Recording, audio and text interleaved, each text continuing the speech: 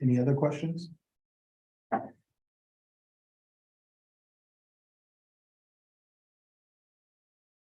Is there a motion to vote to approve the minutes? I make that a motion.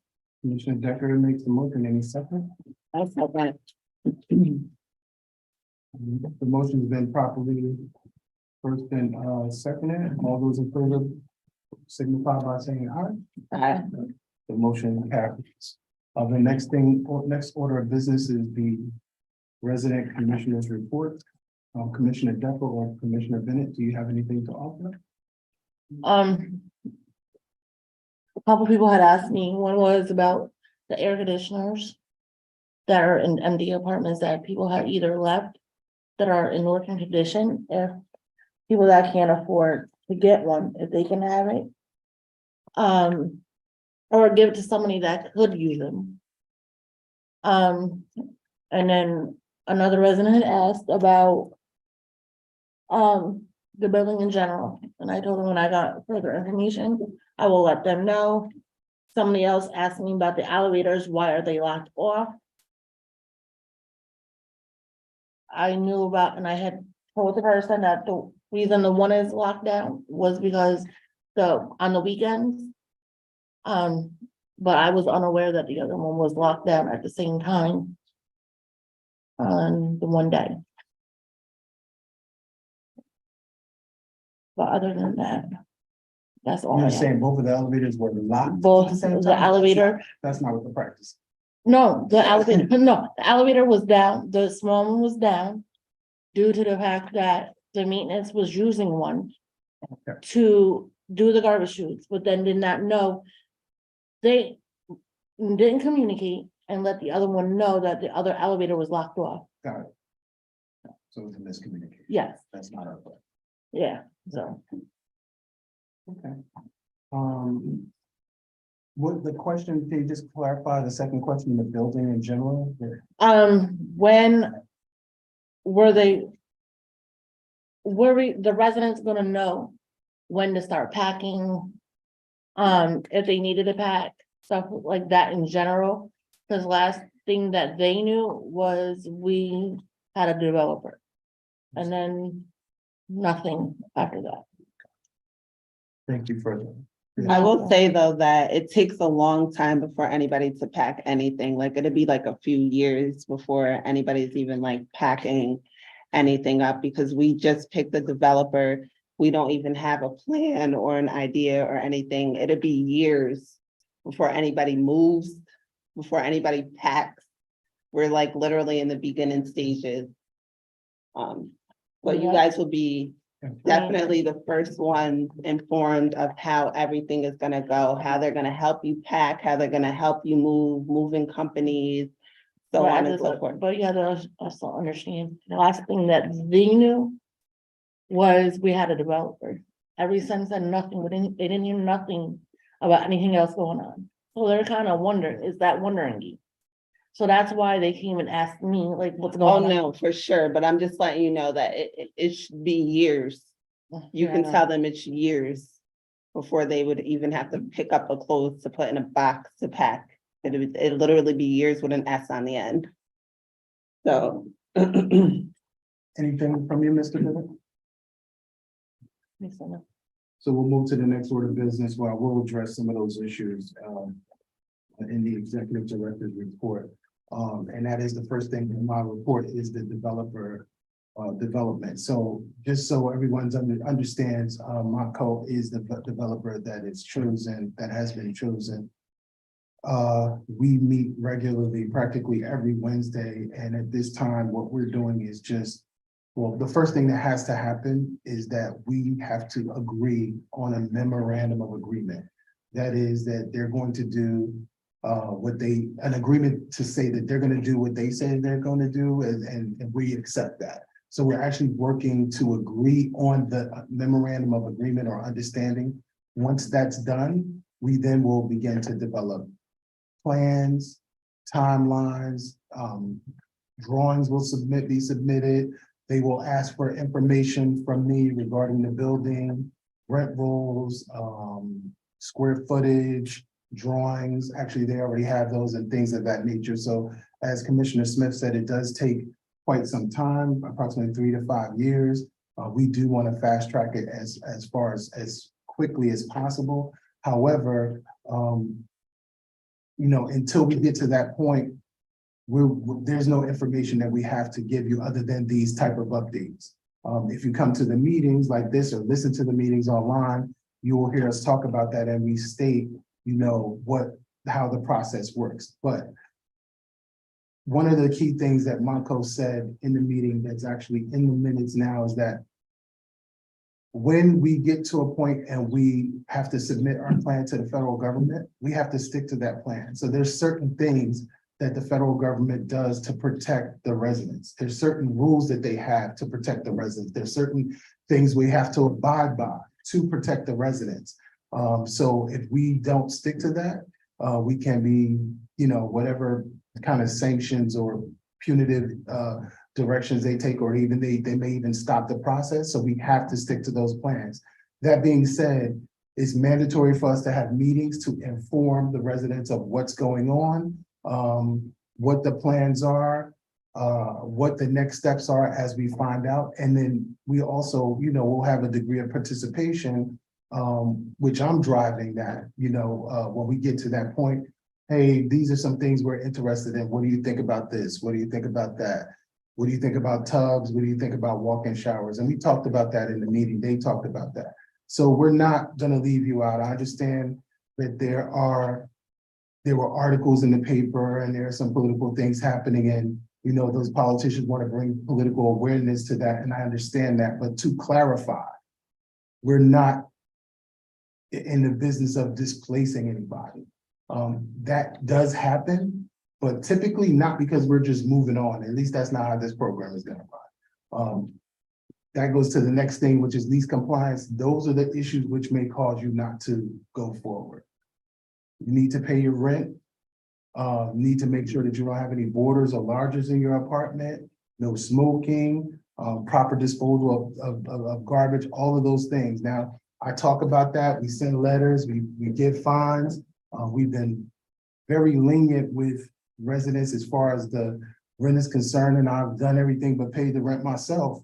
Literally talked to 3 different agencies, set it up so people can go talk to them, so residents can go talk to them to get assistance. And some residents don't even want to go get help. And that is not going to help us. We definitely have to have that revenue. I'm going to be very frank with you. Because they're a development partner, they're going to be looking at our books. They're going to be looking at our collections. And because we are the management agent and we say that we can do it and do it well, if they see that we're not collecting the rent as we're supposed to, that could be a deal breaker. And I wanted to take the time to explain it this way to folks, and I'd like you to pass it on to your fellow residents in the fellow community. We need people to be in compliance for us to move forward, to take advantage of this new opportunity. It is very important. So you do have a part to play. You absolutely have a part to play. And I know you guys may be tired of hearing it, but I refer to it for a reason. I was myself a resident of public housing. And one of the things that I remember, and I talked about this when we met before, is that we had a community. And I know things are different, right?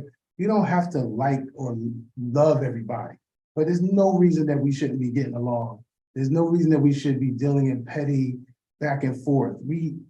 I have space, you have space.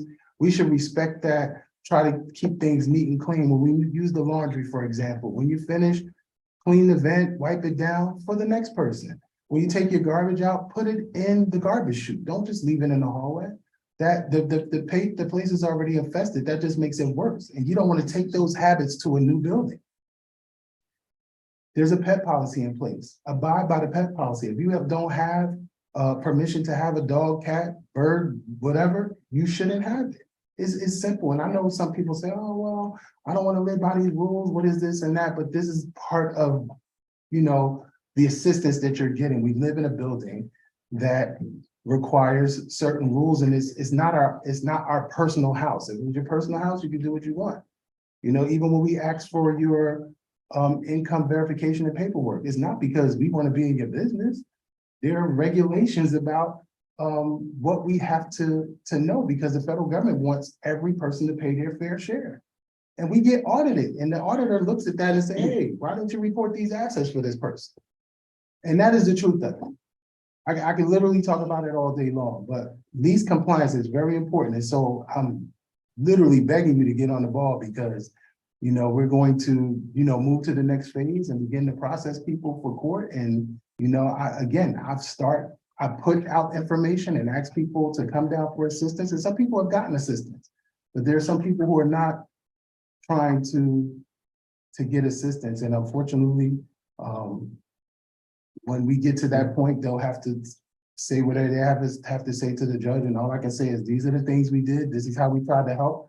And, you know, if they can come up with the money at that time, then we'll make a decision. But until then, you know, we need folks to be lease compliant, right? So after all of that, good news. Good news is we're having a tenant appreciation day, which I'm actually very excited about. Montco, the developer, is partly sponsoring the event. So we're gonna have some really good food. I'm not gonna be flipping burgers this year, although I had a good time doing it. I really don't mind because I like the barbecue, but somebody else is gonna be doing it for us, which I like, because I get a chance to go around and engage with residents more. We're gonna have a backdrop with photo opportunities. We're excited about, because this is our 50th anniversary of existing as a housing authority. And while this building is not what everybody wants per se, it still has provided housing for a lot of people, and provided a way for a lot of people, and that is important. And so we're going to celebrate that. So it's July 14th. It's from noon to 4, rain or shine. We're gonna have some music. We're gonna eat good, and there are gonna be plenty of services. Please take advantage of the services. Those same things are the same people that I asked you guys to go for to get assistance. Mobile units are gonna teach you about Narcan and health issues and Planned Parenthood. All those type of providers, DSS, all of them will be there. Go there and ask your questions. Get assistance, and maybe it may not be for you, maybe it'll be for a friend or a neighbor, but go get that information and take that information back to other folks in the community, so that we can, because those are the wraparound services, that's what we call them, that we need in order to make us whole. So please take advantage of it, walk around. I think the police normally do a bike raffle. You put your kids in the raffle, get you a bike.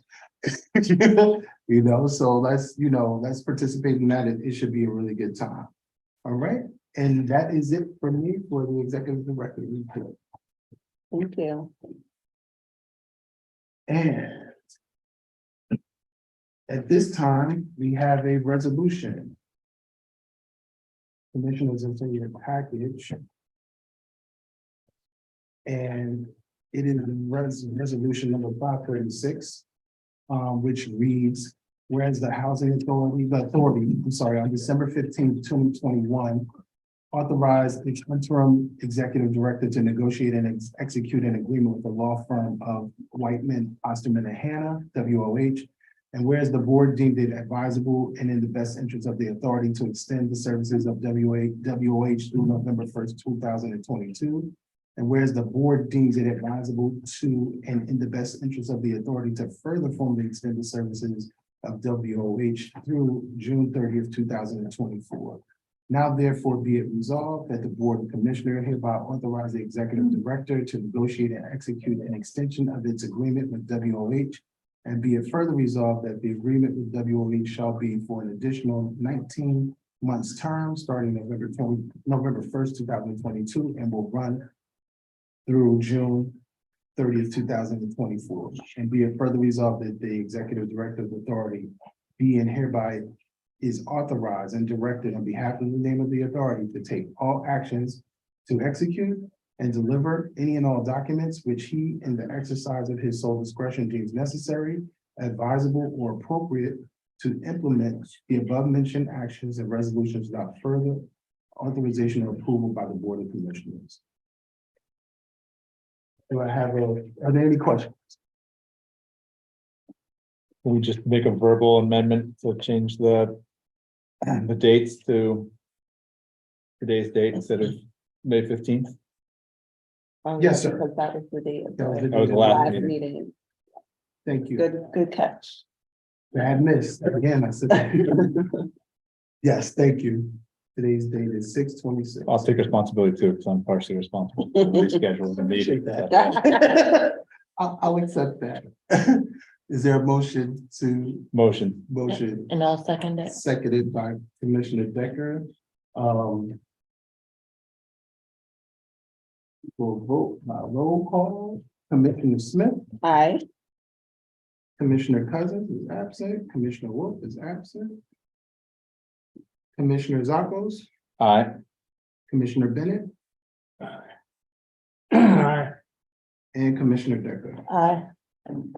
The motion passes unanimously. Thank you for that. Yeah, they're very good attorneys. They helped us get this far and they're very largely responsible for us, along with the commissioners and the interim director to help us to get to the point of even choosing a developer. So we definitely are happy with them and we will move forward. This is your favorite part, Mr. Zacco, the motion to adjourn? Motion to adjourn. Second. All right, thank you, everybody. Have a good night. Meeting is adjourned. It's not because I don't like being here. It's just a fun